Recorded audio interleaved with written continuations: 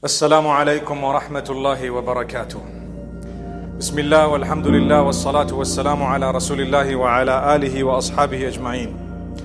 My beloved brothers and sisters, Allah created us, humankind, in this world, and after this He has a hereafter. We will all go to the hereafter. There is no way that you are going to escape the hereafter. The wisest of us is the one who prepares for the day that we're going to go back to Allah. What does He have in store for us? If I were to ask you, you would say, Jannah, right? You need to have hope that Allah will give you Jannah through His mercy. You're a good person. May Allah grant us goodness. Why do I say you're a good person? You believe in Allah, you try your best, you engage in istighfar and seek forgiveness where you've gone wrong, and you continue to try to worship Allah in the best possible way, and you discipline yourself, and when you do something bad, you feel bad, and when you do something good, you feel good. That's what a believer is all about. Adam alayhi salam made a mistake or committed a sin. He felt bad, he sought the forgiveness of Allah. What did Allah do? He is also going to be in Jannatul Firdaus. May Allah grant us Jannah. But my brothers and sisters, Allah created us in this world with certain things that He has placed in order to test us. Two of them I want to mention today. Khawf and huzn. Fear and sadness. When you come onto the earth, Allah says, وَلَنَبْلُوَنَّكُمْ بِشَيْءٍ مِّنَ الْخَوْفِ. Subhanallah. In Surah Al-Baqarah, Allah says, we will definitely indeed test all of you with a little bit of fear. Fear. That's the first thing Allah speaks about. Fear is your first test. And that's why when Allah speaks of Jannah, always He says, فَلَا خَوْفٌ عَلَيْهِمْ. There's going to be no fear. They will not need to fear. There's not going to be any sense of fear. What is fear? It might be a small word, but in the English language, many words would be needed to translate the Arabic khawf. For example, anxiety is khawf. When a person is worried about the future, worry is also a type of khawf. When a person doesn't know what's going to happen tomorrow, that's also khawf. When a person is in real fear or is scared, that is khawf. All this is going to happen on earth. You have people who threaten you, you have a job you might lose, you might have lost in terms of your health, you're worried about your children, the future, what's going to happen. All that is normal. Allah says we made you on earth in order to test you with khawf. That's one thing. Second thing is huzn. Huzn is sadness. When Allah describes Jannah, He always says, فَلَا خَوْفٌ عَلَيْهِمْ وَلَا هُمْ يَحْزَنُونَ. They will have no reason to be sad or to fear, either one of them. Why does Allah say no fear, no sadness? Because it proves that in this world there will be fear and there will be sadness. That's what it is. Sad about what? Sad because someone you didn't expect to do something to you did that thing to you. You're sad. For example, things didn't go your way. You're sad. Well, I'm going to tell you something shortly. When Allah Almighty is worshipped alone and you understand He is in charge, your sadness goes away, because you know Allah did it. There must be some khair in this. There must be some goodness in this. I lost everything, there is goodness. I lost a limb, there is goodness. I lost my life, there is goodness. Allah wanted you to die at a certain point, the age of 26. For example, you're gone.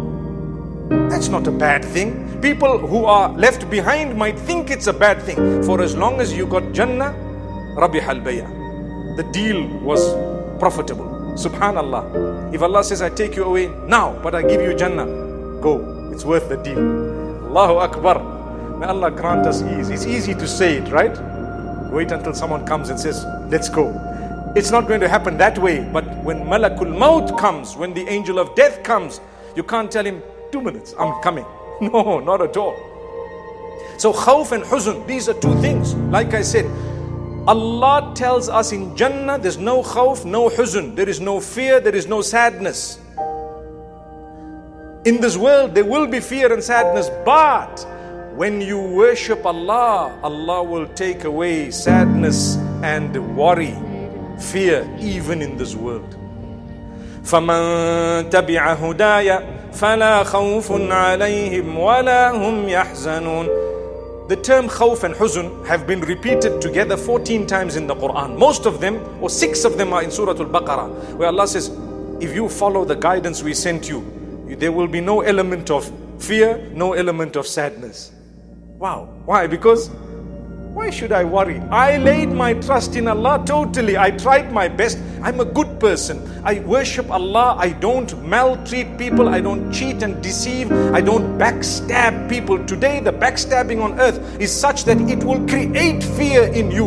When you backstab someone and you harm someone thinking it will benefit you, in actual fact, it will create khawf and huzn in you, long term and short term. Remember this. If you are suffering with fear and sadness, something is wrong in either your relationship with Allah or how you have treated the fellow creatures of Allah. That's what it is. Something is wrong. Because if you're a true believer and you treat people well and you talk to them nicely and you respect everyone and you don't shortchange someone, you haven't cheated or deceived or backstabbed someone, etc., etc., there is no chance that you can go beyond a certain level or the minimum of al-khawf wal-huzn, fear and sadness. Obviously, minimum level as a human being, it's there. But you won't go beyond. You will lay your trust in Allah. If Allah did this, He did it. A person's whole factory burnt down and he says, Alhamdulillahi ala kulli hal. What's that? That's his iman. He says, you know what? I suffered a loss, yes. But I know I'm a good person. Allah will grant me a recompense. If not in the dunya, then in the akhirah. And if I'm fortunate, then both in the dunya and in the akhirah. Allah will give you. How much do you want on earth? How many millions do you want to make on earth? You've already made so much. Do you really need it? The answer is no, you don't need it. It's just extra and excess. I like to ask the children, and I've asked them, how much money do you want to make in your life? Now in Zimbabwe, the figure has spiraled because obviously the zeros mean nothing anymore. But before, when money was money, they would say, I just want to make $1 million, then I can retire. I promise you, some of the adults will tell you, we made the first $1 million, we went for the next one. We went the next one, we went for the 10. We made the 10, we wanted to go and go and go, and it does not stop. And how much are you going to use on earth? I promise you, not more than a few dollars. That's it. After that, your children, your family members will fight over that money when you're gone. Your brothers stop speaking to each other only because of money, nothing else. Throw the money away and have your mahabba, have your love. It's better for you. May Allah grant us goodness. Throw your money away. You don't need it. Love is more important. Your relationship with your brother is far more important than that money.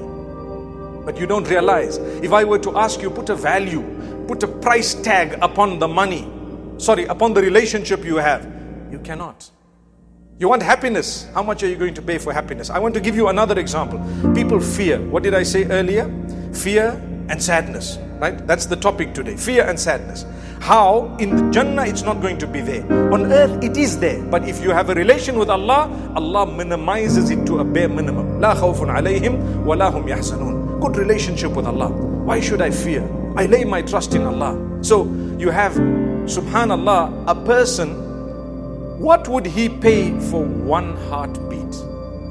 One heartbeat. When your heart starts pumping a bit too fast or a bit too slow, what do? Spend money to go where? Doctor, specialist, fly off to somewhere, university, in wherever. You fly off here, medical, this, that. If you've got a lot of money, you'll end up in the top hospital in the world. You know why? You don't want that heart to stop for one beat. Allahu Akbar. And you spent 100 million. Why? One heartbeat. Agree? Allah tells you, lay your trust in me. It's okay. You'll be calm, cool. You do your salah. Imagine, you're so excited because Allah gave you the chance to put your head on the ground for Him. Did you know Allah chooses who He wills to put their heads on the ground for Him? It's not easy. Yes, you make an effort, but Allah either accepts that effort or rejects it. So many people live right next door to the masjid. You'll never see them there. And so many people live far away, they'll drive all the way there. Subhanallah. So many people live in Mecca, they haven't seen the haram inside. They've never been for Hajj. And there are others who live in Indonesia and they are gone for Hajj every so often, or at least their dream is one day we're going to go there. That's Allah. Allah accepts and rejects. Rabbul Izzati wal Jalal. So, how do I protect myself from khawf and huzn? How do I protect myself from what Allah said He's going to test us with? Now, the sadness comes because you lost a child. It's normal sadness. The sadness comes because you lost something. True sadness should be when you've missed your obligation up unto Allah. When you missed your obligation unto Allah, you missed Fajr, you should be very sad that day. Something went wrong, you committed a sin, you should be sad that day. That is true sadness. Why?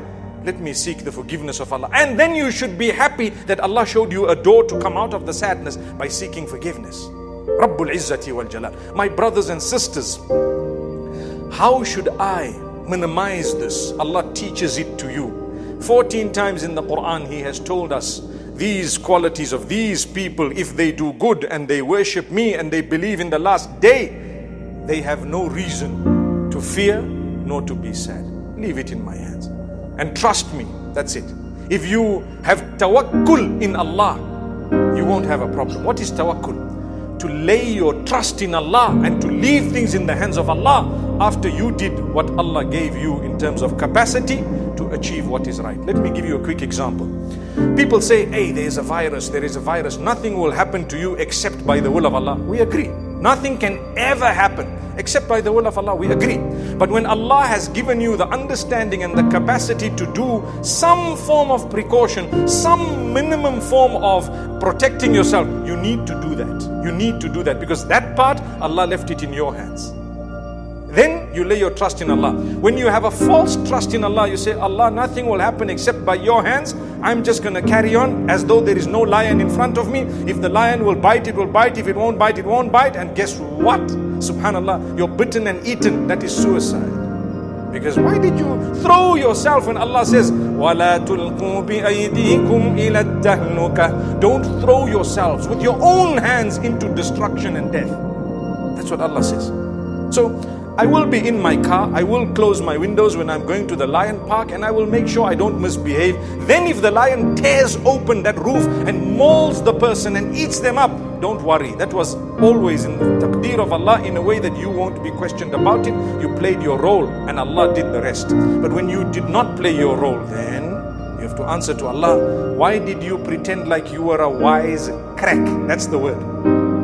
Wise crack. He thinks he's too sharp, too intelligent. He's the only one who trusts Allah. Not at all. You actually do not trust Allah. Why don't you sit at home and wait for the money to come in? People will come and say, oh, by the way, here's your salary. What work did you do? Where did you go? What happened? Nothing. You got up and you did work. So Allah says He will alleviate for you your fear and your sadness if you believe in Allah. I don't have the time to go through all these 14 verses, but I want to tell you, nearly all of them have mentioned in them of worshipping Allah, doing good deeds and believing in the last day. I just give you one example. Allah says, Inna alladhina amanu, walladhina hadu, wal nasara, etc., etc. The believers, the mu'mineen, those who were Jewish, those who were Christian, etc., etc. Man amana billahi wal yawmil akhir, whoever believed in Allah and the last day, wa amila salihan, and did good deeds, fala khawfun alayhim wa lahum yahzanun. There will be no fear for them, nor will they have any reason to be sad, because they believed in Allah and the last day and they did good deeds. Those are the three things you need. When you do those three, even in this world, Allah will help you so that your sadness comes down, and Allah will help you so that your fear is alleviated. You can walk and you know nothing will harm me except if Allah has written it for me. May Allah bless every one of us. أقول قولي هذا وصلى الله وسلم وبارك على نبينا محمد.